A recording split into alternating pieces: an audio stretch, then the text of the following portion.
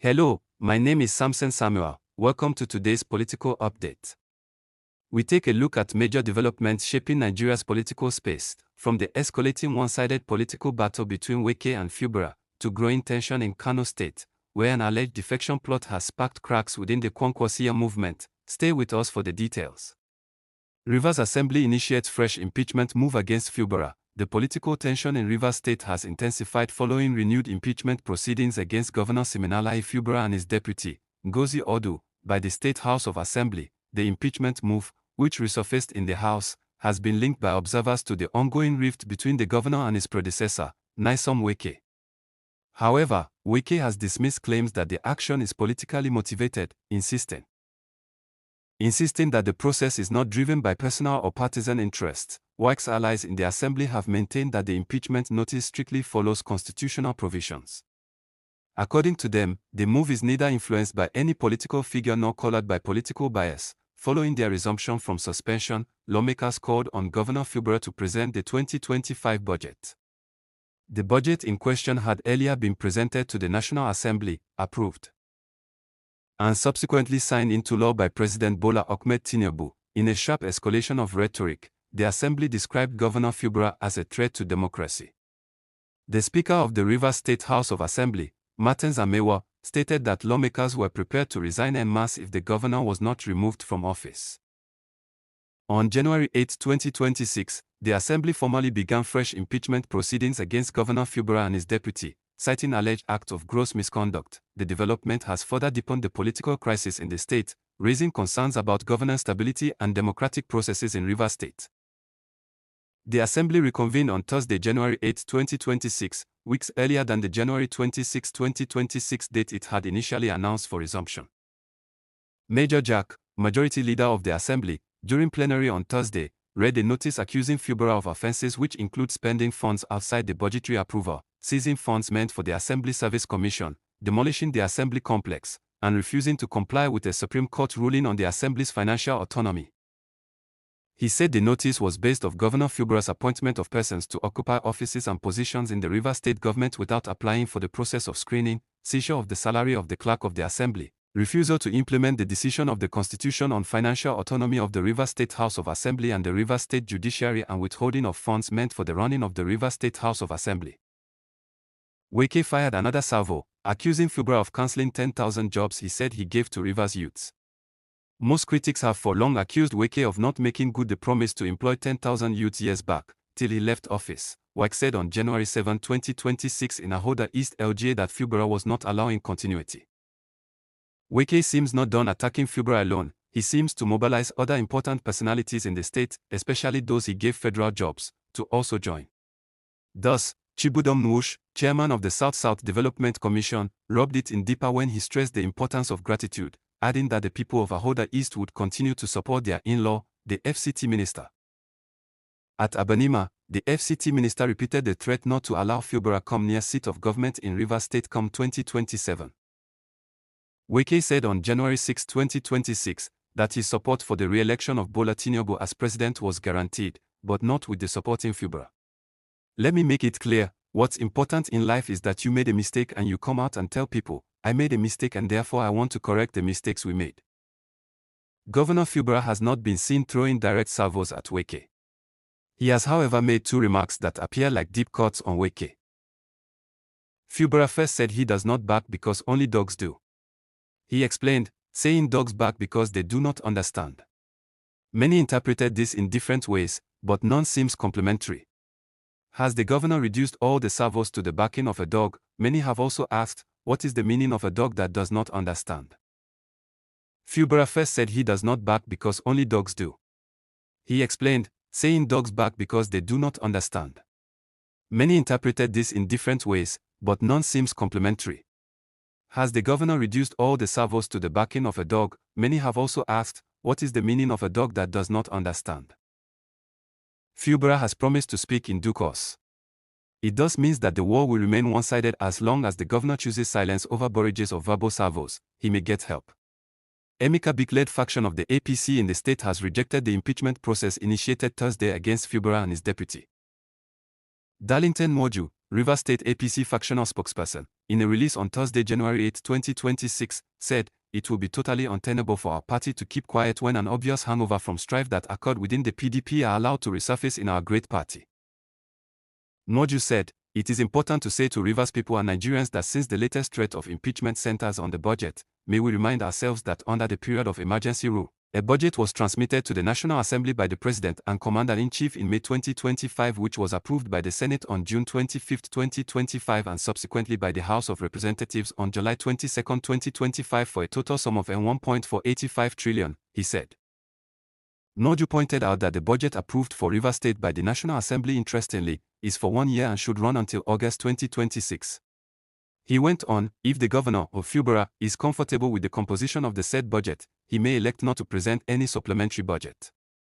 Besides, the Constitution allows for a 6-month spending window into the new fiscal year by a state governor." A major political tension is brewing within the Kwankwasiyya Movement as reports of an impending defection by Kano State Governor, Abba Kabir Yusuf, continue to generate anxiety and sharp divisions among key stakeholders of the political bloc. The movement, led by former Kano State Governor and presidential candidate of the New Nigeria People's Party, NNPP, Rabiu Musa Kwankwaso, has long been regarded as a tightly knit political structure built on loyalty and grassroots mobilization.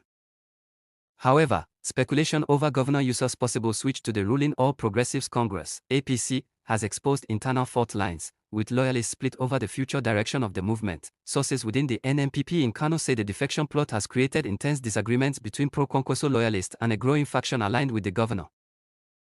While Kwankwaso's camp is reportedly opposed to any move that could weaken the movement's identity and bargaining power ahead of 2027, supporters of Yusuf argue that aligning with the APC could offer Kano State greater access to federal resources and political leverage. Some of the governor's loyalists say the defection was also in need to bring peace in the state between different political groups and camps, especially among the APC political family.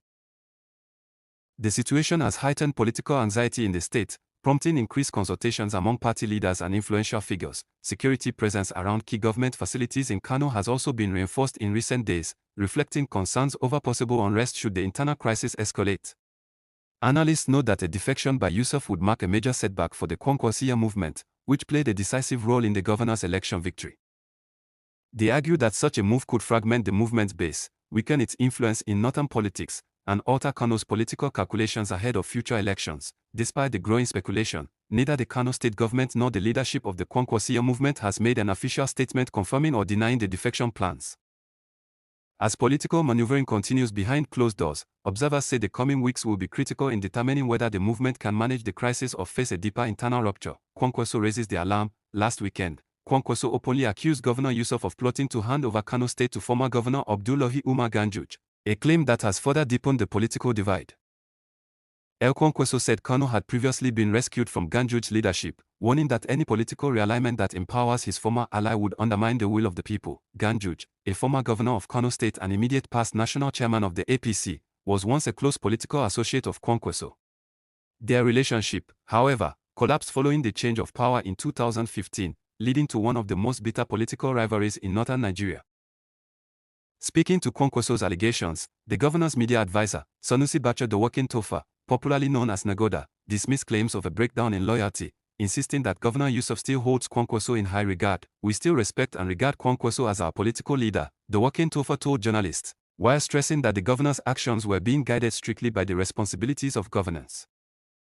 However, he subtly justified the alleged move to the APC, suggesting that it had become necessary to address Kano's security and political stability challenges. He expressed optimism that Kwankwaso would eventually come to terms with the decision. According to him, Governor Yusuf, as the chief security officer of Kano State, has faced limitations in enforcing security directives.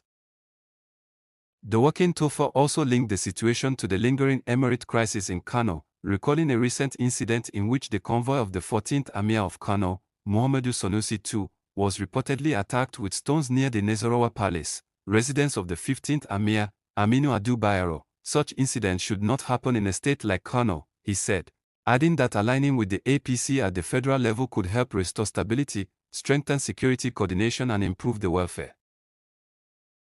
The decision of Governor Yusuf to defect to the ruling party could be a way of fighting for his political future, considering his re-election may not be guaranteed in the NNPP, political analysts have told Business Day.